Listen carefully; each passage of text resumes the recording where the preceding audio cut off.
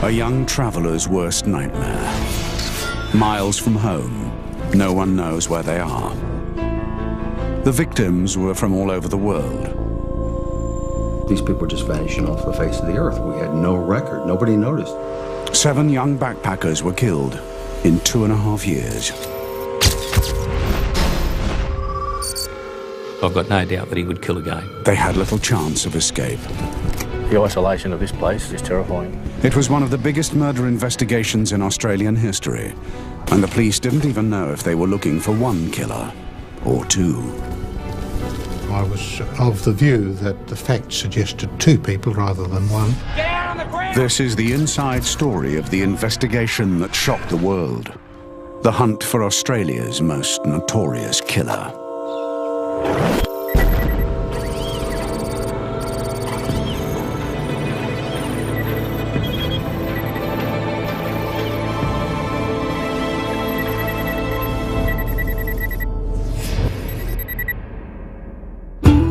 Sydney, Australia, the starting point for thousands of young backpackers keen to explore and have fun.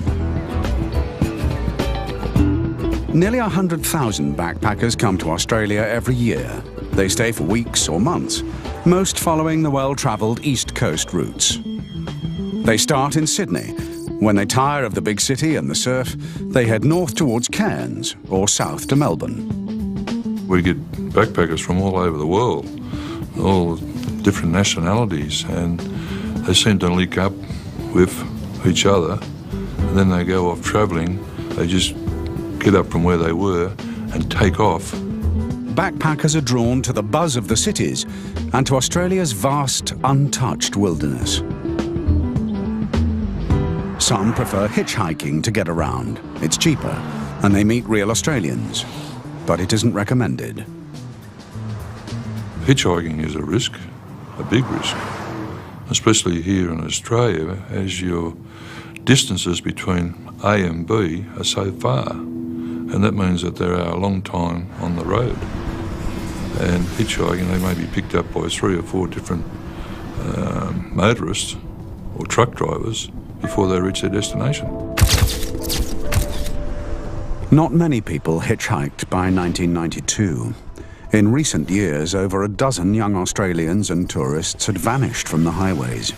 No one knew what had happened to them. British tourist Paul Onions thought he was worldly wise enough to spot any danger. At 26, he was older than most backpackers. He got to Liverpool, on the outskirts of Sydney, and planned to hitchhike 1,000 kilometres to Melbourne on the Hume Highway.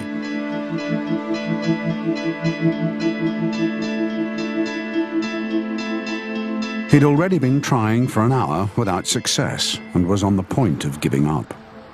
G'day, mate. How you going? Good, thanks. Waiting for a lift? Yeah, mate, I'm going to Melbourne. Well, it's your lucky day. I'm heading that way. That's my 4-wheel drive. Throw your stuff in.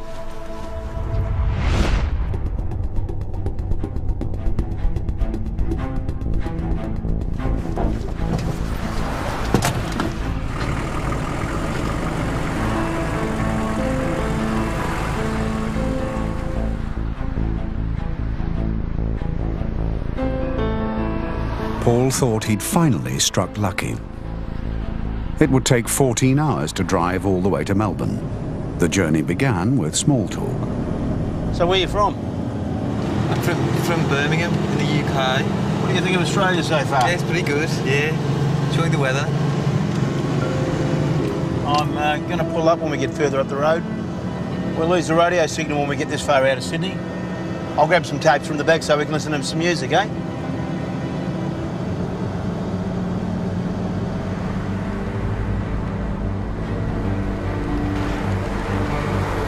Just going to get those tapes. Where are you going? Just going to get some air.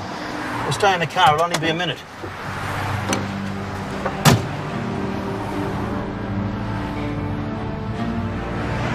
You know what this is? Get back in the car!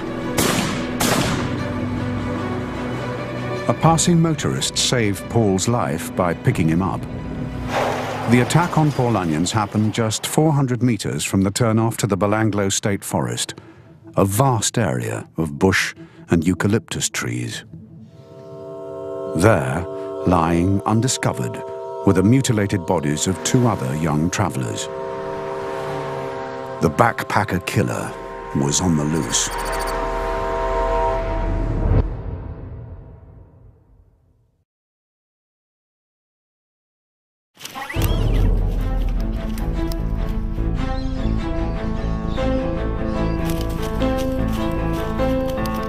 In 1992, no one knew a serial killer was on the loose in Australia. In September, 2 runners were training in Belanglo State Forest.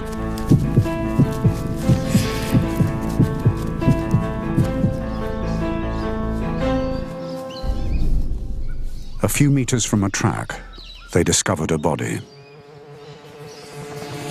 30 meters away, another corpse was found. When police arrived at the scene, they were shocked at what they saw. The excessive violence being used was horrifying, you know, like what must have went through those kids' mind before they were actually slain.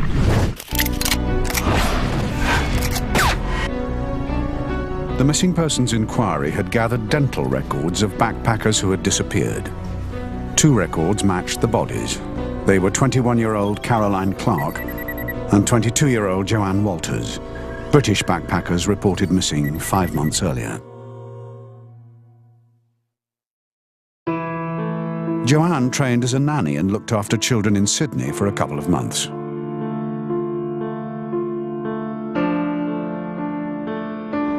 Joanne met Caroline in a backpackers' hostel in Sydney. The pair decided to team up and go fruit picking to help pay their way around Australia. When they hadn't heard from her for over a month, Joanne's parents came to Australia to look for their daughter. If Joanne hadn't been the person who rang us regularly, we wouldn't have been so worried. But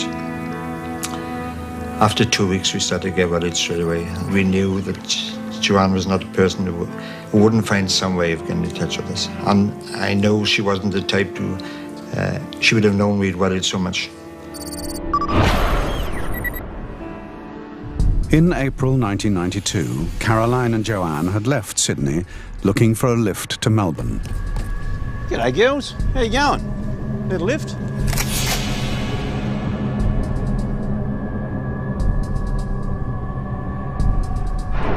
Their families never heard from them again.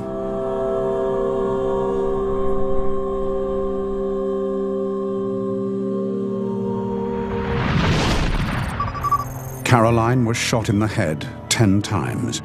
The police thought she'd been used as target practice. There were groups of wounds on the back of her head and on either side. Joanne died very differently. Holes in her shirt showed 14 stab wounds. She'd been stabbed 4 times in the chest, once in the neck, and 9 times in the back. The stab wounds to her spine would have paralyzed her.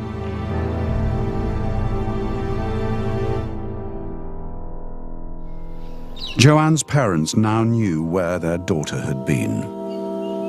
They came down to the forest and I took them into the forest to do the scene. And it's one of the most traumatic experiences, you know, any police officer wants to do, or had to do, because they were visibly, you know, absolutely shattered, standing there at the scene where their daughters had been taken away from them.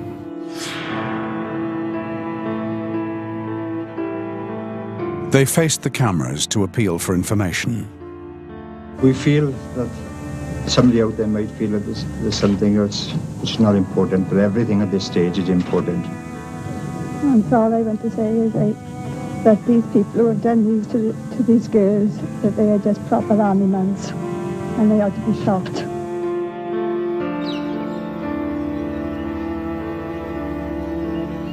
And I think it affected me the same way. I've got children, and it certainly gave us more determination.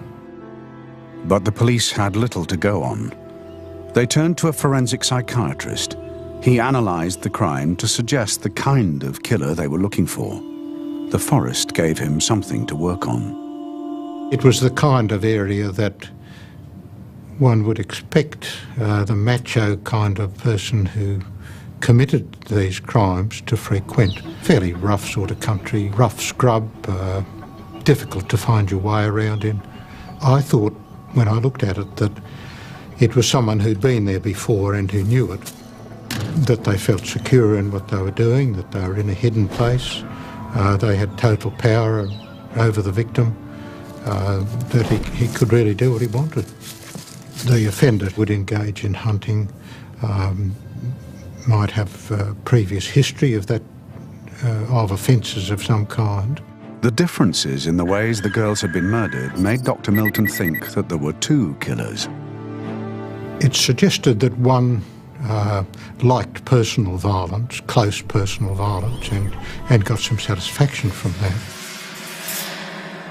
that. And it suggested that the other one liked violence at a distance, that is, exercising power in a more remote sort of way without making contact with the victim.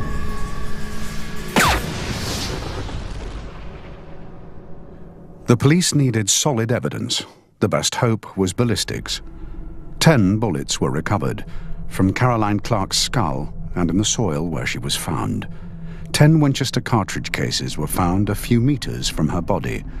Ballistics expert Gerard Dutton was called in to identify what kind of gun had been used.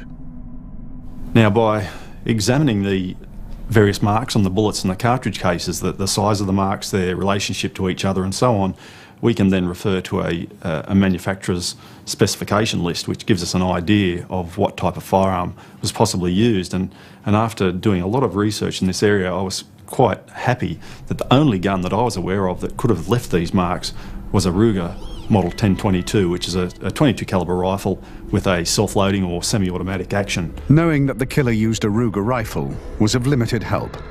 There were 55,000 of them in Australia. We weren't aware of exactly where all these rifles were. I mean, you can check with firearms dealers and who they sold this particular model through, etc. But that really massive job, and it was like searching for a needle in a haystack.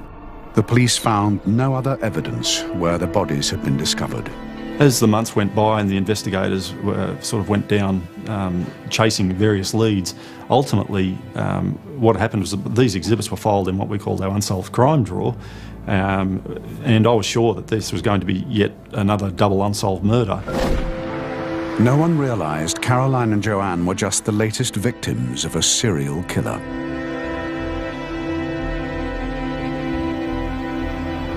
A year later, the police were no closer to solving the murder of the British girls. Bruce Pryor lived near Belanglo Forest.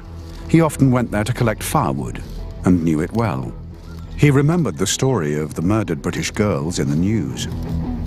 My interest is pricked by that to start with, and over the next sort of 3 or 4 weeks, I'm sort of starting to think, well, there's very little more mention of it, and what's happening from then on, they sort of progressed from there.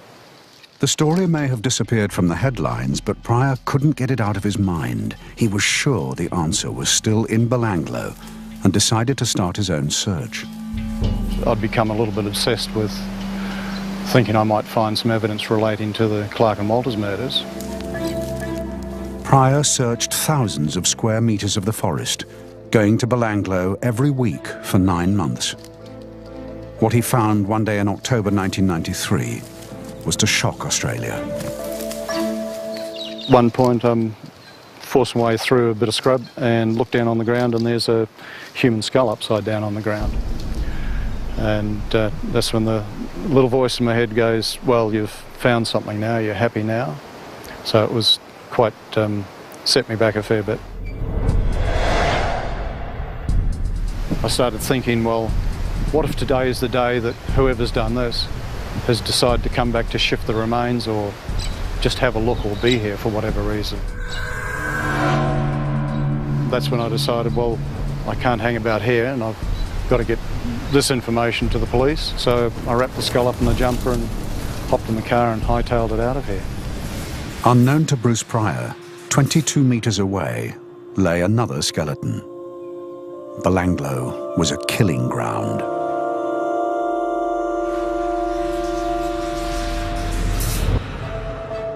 When news broke of more bodies found in the forest, hundreds of police and journalists rushed to the scene.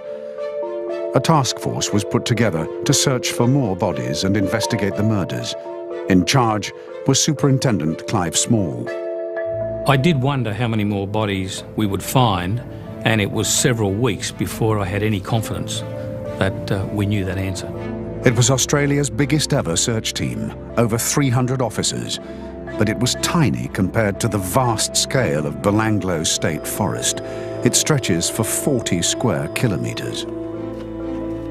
Inspector Bob May was in charge of the operation. It's been 13 years since I've been here, but the road is still as bad as it was then. It's very difficult. Because of such a huge area, it would obviously be impossible to search it thoroughly. The bodies that were located were within 50 or 60 metres of a dirt track. So based on that, that's what caused our search to continue along those lines. If we went 30, 40, 50 metres in with 20 police on the line, depending on the country and the tracks in the area, that we hoped we'd find, if there were more bodies, we'd hope we'd find them. As the search began, the bodies were identified by dental records. Deborah Everest and James Gibson both grew up in Melbourne, but hadn't known each other long. In December 1989, they'd been in Sydney during their summer holidays. They'd planned to hitch to a festival 500 kilometres further south. James's mother had been worried about them hitchhiking. He said they'd be safe because they were travelling together. They'd been missing for 4 years. James Gibson's skeleton was marked with 8 stab wounds. A large knife had cut through his upper spine, causing paralysis. Stab wounds to his back and chest would have punctured his heart and lungs. Deborah Everest had been savagely beaten, her skull fractured in 2 places, her jaw broken. There were knife marks on her forehead. She'd been stabbed once in the back. Her tights had been used to tie her up.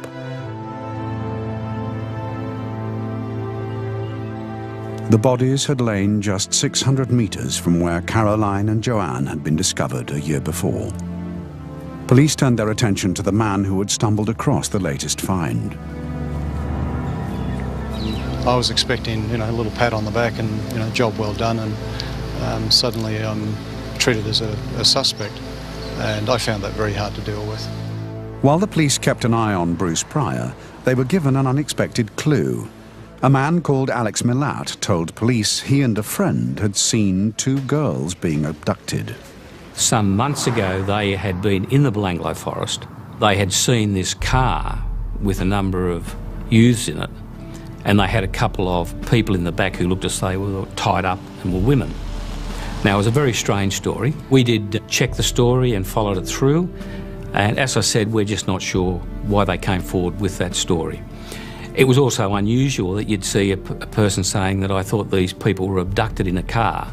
They were being driven into the forest, but I don't know. I didn't bother reporting it or telling anyone. The statement didn't ring true, but it raised suspicions about Alex Milat. Detectives started investigating. Immediately striking about him was the size of the family he came from. There were 14 siblings. Alex Milat was the eldest of 10 brothers. The family had grown up together in a small house on rough land southwest of Sydney, 100 kilometres from Belanglo Forest. They were known to be a tight-knit group with a tough reputation. Most of the boys had been in and out juvenile detention centres and jails. If one of them was caught, they'd take the full brunt of the law, whereas the others would get away with it. So they were as thick as thieves, you could basically say, that they actually stuck together. The Milat family were now what the police called persons of interest. They weren't yet prime suspects for the 4 murders. The police hadn't finished looking for evidence in the forest. They didn't realise that they hadn't finished finding bodies. We came in 30, 40 metres this way, and the line started to head east. I was at the front of the line. I just had a feeling, because of the lay of the land and the roads in and the clearings and everything, this was a similar type of area that the other bodies were located. So I asked the troops to just stop and concentrate, and as I was actually speaking to him, they called me to the end of the line and located a skeleton of Simone Smittle just about where we are now. and she was covered up with branches, and all you could see was a boot. That was it. 21-year-old Simone Schmidl from Germany was outgoing and sporty. She'd been in Australia for 4 months before she vanished. She'd hitched to Melbourne once already and thought it was safe. Unlike the other victims, Simone was alone when she was abducted. She was driven for half an hour deep into the forest. She would have known there was no escape. Her bones showed 8 stab wounds. There could have been many more. 2 had severed her spine, leaving her helpless. Others had punctured her heart and lungs. The body count in the forest was now 5.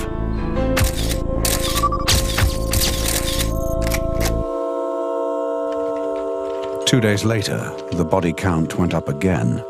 Clive Small announced what everyone had known for weeks. I think it's fair to say that given that we now have 7 bodies recovered, and notwithstanding that we don't know the cause of death in the present case, that we do have a serial killer. The news of 2 more bodies went around the world. The murderer had earned a name, the backpacker killer.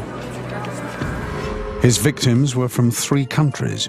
The police hoped the media profile would give them a lucky break. Die australische Polizei hat in einem Waldgebiet bei Sydney. Police in Australia have stepped up the hunt for a serial killer. From the very outset, we were hopeful that there were people who had got away from the offender or offenders, and that was one of the reasons we paid so much attention to the media coverage both in Australia and overseas. 17,000 kilometres from Sydney, Paul Onions read about the case in a British newspaper. The bodies had been found close to where he was attacked 4 years earlier. Paul phoned the Australian hotline describing his attacker. Hello. Yeah, I'm calling about the backpack. Murders? Oh, yeah, I'd like to make a statement. It could have been the major breakthrough, but his statement was lost among the 5,000 calls made to the hotline in its first 24 hours. Thanks, bye. No one called Paul back. The backpacker killer was no closer to being caught.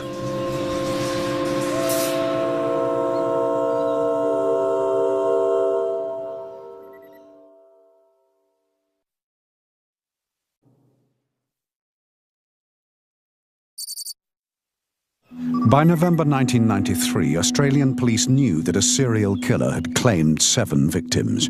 All were young backpackers whose remains were found in the Belanglo State Forest near Sydney. The latest discoveries were shocking.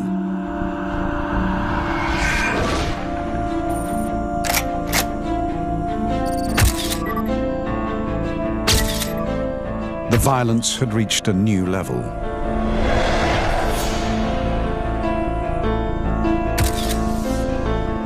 20-year-old Anya Habshid had finished her studies and wanted to travel. She and her boyfriend, 21-year-old Gabor Neugebauer, left Germany in October 1991 to travel around Indonesia. Going to Australia was a spur-of-the-moment decision.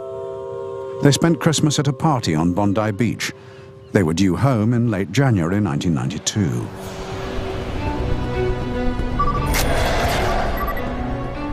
Gabor was shot 6 times in the head. Anya's parents were told of how she died.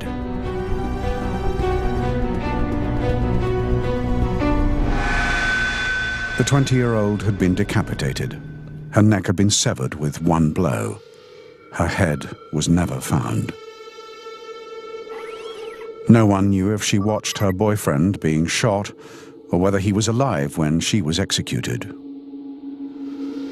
This time, police used an anthropologist to analyze the murders.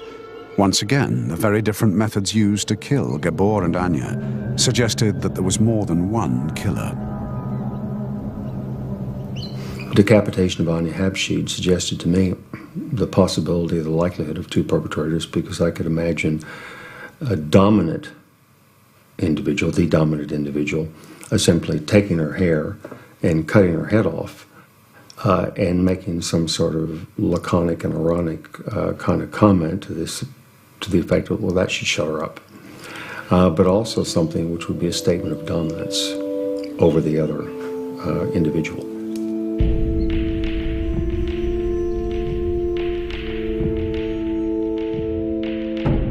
It appeared Gabor had been used as shooting practice, just like Caroline Clark, the British girl found over a year before. There were 3 bullet holes in the left of his skull and 3 at the base. It looked like the same person was responsible, but investigators needed to prove the same gun had been used. By comparing the rifling marks on the bullets, ballistics expert Gerard Dutton could show whether one weapon had been used both times, but there was a problem. Unfortunately, the examination of the bullets from his skull was very disappointing because the decomposition that had occurred from his rotting brain tissue had affected the surface of the bullets, and that had destroyed all of the marks, the rifling marks and the individual marks that we rely upon. All I could tell investigators at that point in time was that a .22 calibre firearm had been used, but that was all. So that was quite disappointing. But bullets aren't the only things ballistics experts can analyse. After the gun is fired, the empty cartridge case is ejected. The cartridge case is scratched by the breech bolt when it leaves the gun. Successive cartridges fired through that same gun will generally leave identifiable marks, and so the cartridge cases also provide a very good link back to the firearm responsible. 47 Winchester cartridge cases were found near Gabor Neugebauer's body. When I microscopically compared those to the ones that were found near Caroline Clark's body, I was able to establish through the chamber marks that they'd been fired in the same weapon. So now we had proof that the murder weapon had been used at 2 locations, and so that provided a definitive physical link. Both murders had been carried out using one of the 55,000 Ruger 1022s in Australia. As detectives traced each one, it was brought to Sydney Police Centre for testing. Gerard Dutton needed to see what marks were left on the fired cartridge cases.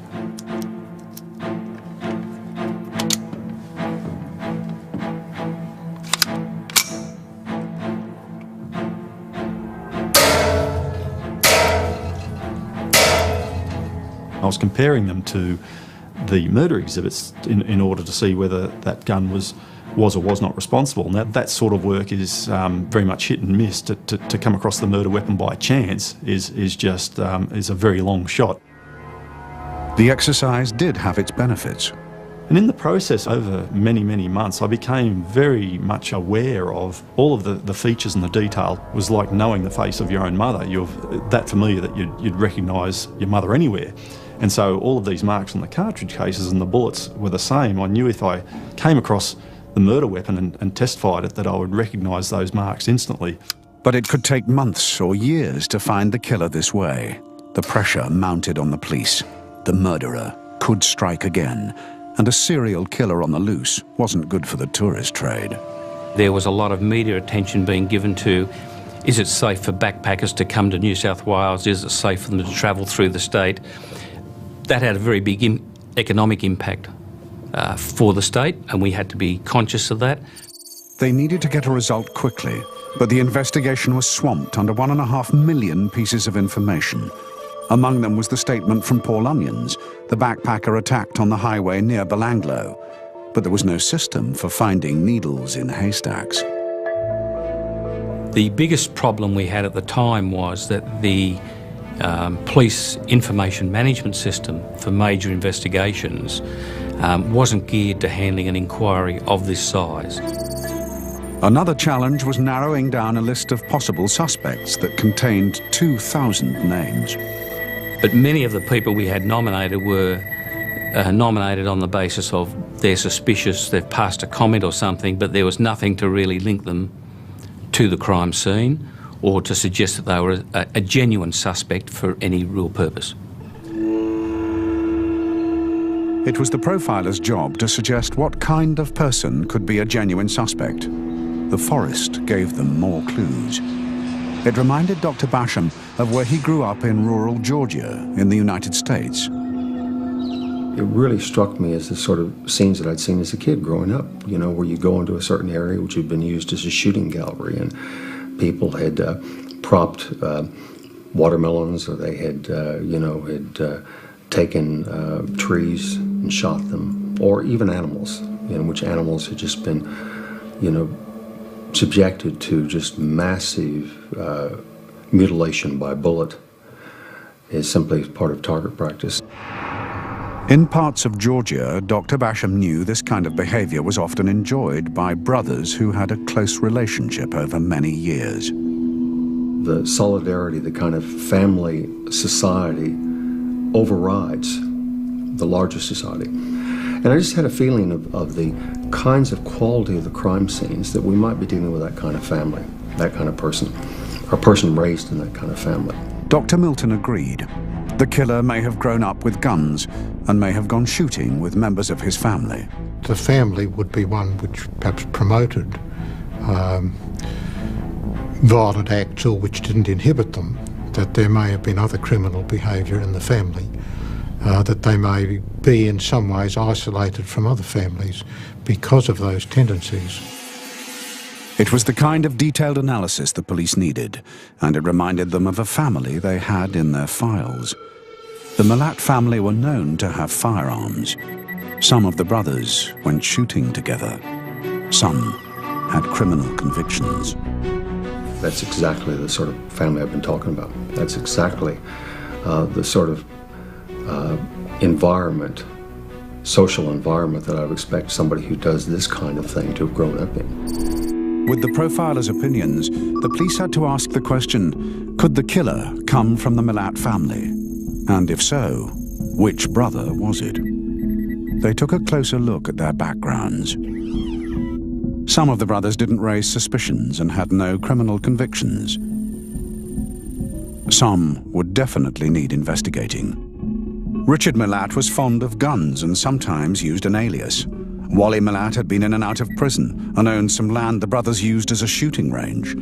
Ivan Milat had convictions for theft and had faced an armed robbery charge. All the brothers were investigated.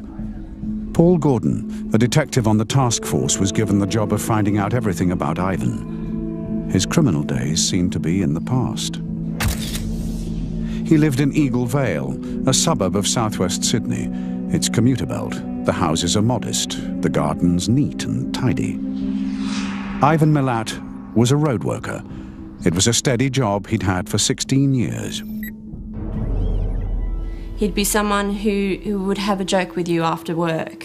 He was a hard worker and always worked hard in all the positions that he's held. But generally, the consensus was that he was a friendly guy. G'day, Graham. How are you? Good, mate. How you going? Good. All right? The neighbours knew him as a man who was always tending his garden or washing his car. All right. Yeah, good to see you. How's the family? Oh, pretty good. Yeah? He was someone who, if you needed something, you could go next door and get a cup of sugar. He was someone who, if the children were playing in the street and there was a car coming, he'd call out. Few of his neighbours knew that Ivan Milat spent most of the 60s in prison. Hi, Ivan. Morning, love. How you going? Good. Good day for it, isn't it? Yeah. The police discovered Ivan loved guns, like his brothers. He had a powerful four-wheel drive. He'd had sporadic relationships, including with one of his brother's wives. And his ex-wife told police Ivan hadn't been as pleasant as the neighbours thought. What's this garbage? What's this garbage?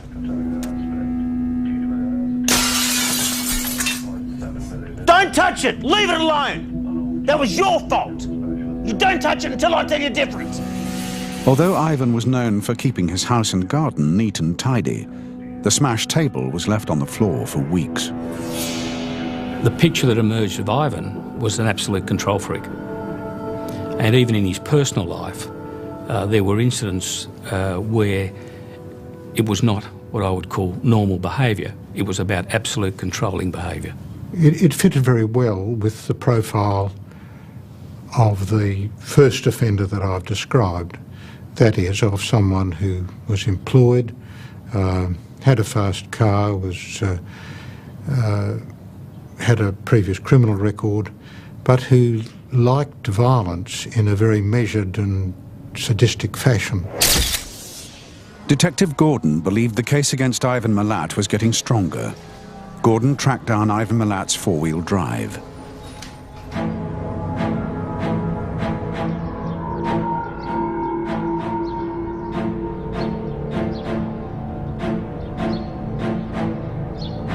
Excuse me, sir. Can I ask you some questions? Yeah, of course. Gee, when did you buy this He car? had sold it, but the new owner had got more than he bargained for. He'd found a bullet under the front seat. The bullet was the same .22 caliber Winchester brand that had been used in the murders of Caroline Clark and Gabor Neugebauer. It didn't mean Ivan was the killer, and it didn't rule out one of his brothers. The police had to check their alibis against the abductions of the backpackers. We looked at the dates on which all of these people disappeared and checked the movements of the Milat family through a variety of ways, including work and all of that. And Ivan was the only person who was unaccounted for on the day of each of the murders. But there was still doubt. Nothing in Ivan's criminal record suggested he was capable of something as serious as the Belanglo killings. Investigators went through every detail again. Buried in a 23-year-old file, they discovered a criminal charge that instantly made Ivan the prime suspect. When we went through and checked the criminal history of the Milat family, what was filed on archive records, it wasn't readily available, we had to go back through hard copy searches, was the record that in about 1971, Ivan had been charged with abducting two women in the Bowral area and had been charged with raping them. Ivan's defence had argued the girls had consented to sex. He wasn't convicted. But the case bore similarities to the murders. The girls had been picked up hitchhiking, and Ivan had driven them off the highway and onto a dirt track. The circumstances of the rape and abduction charge did give you a lot to think about when you compared it with what happened in the 80s and 90s and the murders that occurred in the Belanglo forest. Ivan Milat was now the focus of the investigation. Every piece of information had to be checked again.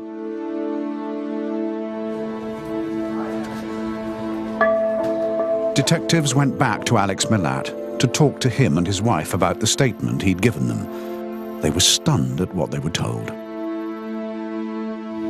It was quite unusual and strange because we had interviewed them several times. On this occasion, the investigators spent an hour or more, or a couple of hours with them, and were simply about to leave when Alex's wife, and then Alex, came out and said, "Oh, by the way, Ivan gave us this backpack." The backpack belonged to Simone Schmidl, the killer's third victim. No one knows why Alex Milat told police about it. It might well be that they just reached a point where they said, "We think Ivan did it and we should hand this over," whereas up to that point it might well have been they thought, no member of our family did this. We just don't know. Then came the breakthrough the police had been hoping for.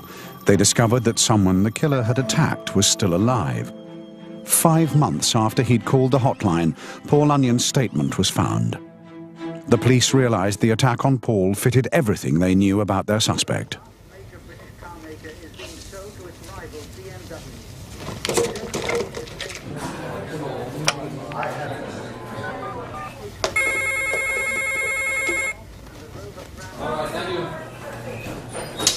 Paul could be the only person able to identify the backpacker killer. Oh, yeah. This is Paul. Well, the backpacker killers. I made a statement months ago. We then had several contacts with him and arranged for British police to interview him. We were convinced that he was genuine, that he had quite a bit of detail to offer, and he was brought out to Australia, and he positively identified Ivan. The net was closing on Ivan Milat, but the police still couldn't be certain he was the killer, or if there was more than one.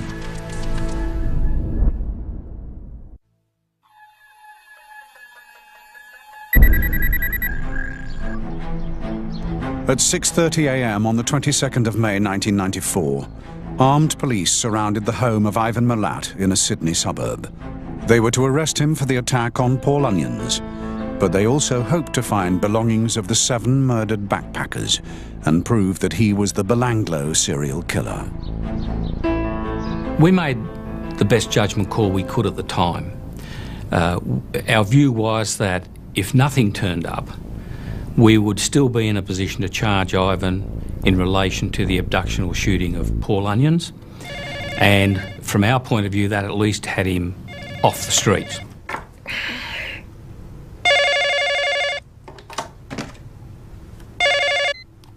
Hello? Is Mr. Ivan Milat there? He's not here. Detective Sergeant Gordon's my name. I want you to come outside for your safety. And whoever's in the house with you. Get out on the ground! Get down on the ground! Do it! Do it now!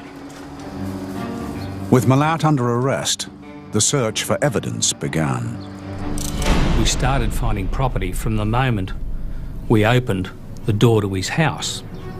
To say we were surprised and somewhat stunned was to understate the situation. I certainly couldn't believe that we were finding the amount of property that we were finding. They found Simone Schmidl's tent, Deborah Everest's sleeping bag, and more camping equipment in the garage. The suspected backpacker killer was led away. The house was taken apart. They found firearms, ammunition, a large hunting knife, and a sword. Hidden in a wall cavity was a plastic bag. It was one of the most important finds, and Gerard Dutton was there when it was discovered. When the bag was opened, I couldn't have been more excited. In that bag was a complete breech bolt assembly, a complete trigger assembly, and an aftermarket magazine for a Ruger 1022 rifle. The breech bolt held the key to the murders of Gabor Neugebauer and Caroline Clark. Knowing that the cartridge cases from the murder scenes contained some very good individual marks, that breech bolt was responsible for making those marks, and I was very keen to examine that and to determine if that indeed was a component from the murder gun. Dutton fitted the breech bolt to a Ruger from the firearms library.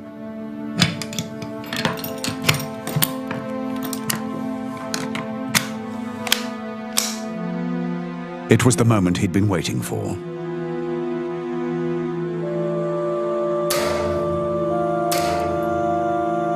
Now he could compare the test-fired cartridges with those from the murder scenes. I felt all the hairs on the back of my neck stand up on end.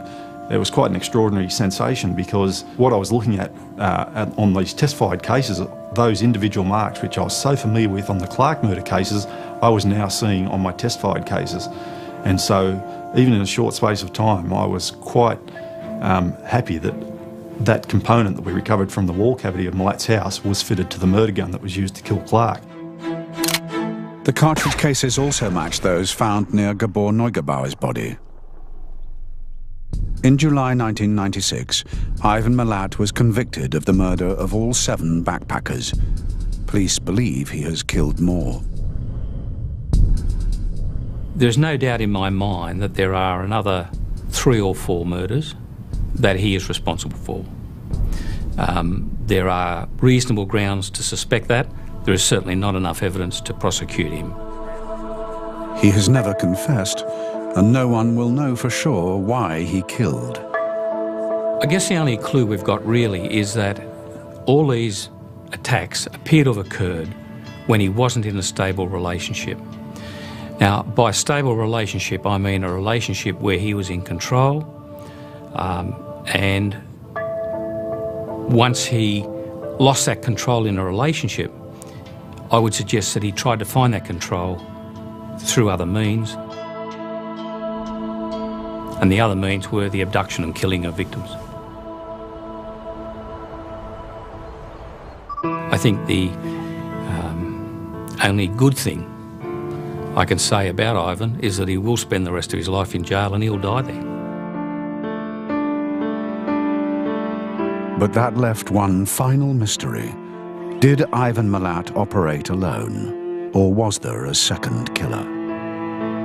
It's still possible that they have one perpetrator, but It seems to me that in terms of the separation of the bodies, the differential nature of the injuries, it seemed to me somewhat more likely that it would be two perpetrators. We've got two personalities at work, two different people at work here. Ivan's defense blamed his younger brothers Wally and Richard for the murders. The judge said that he thought it was inevitable that Ivan Milat did not act alone. Neither brother was ever charged. The police insist there was only one backpacker killer.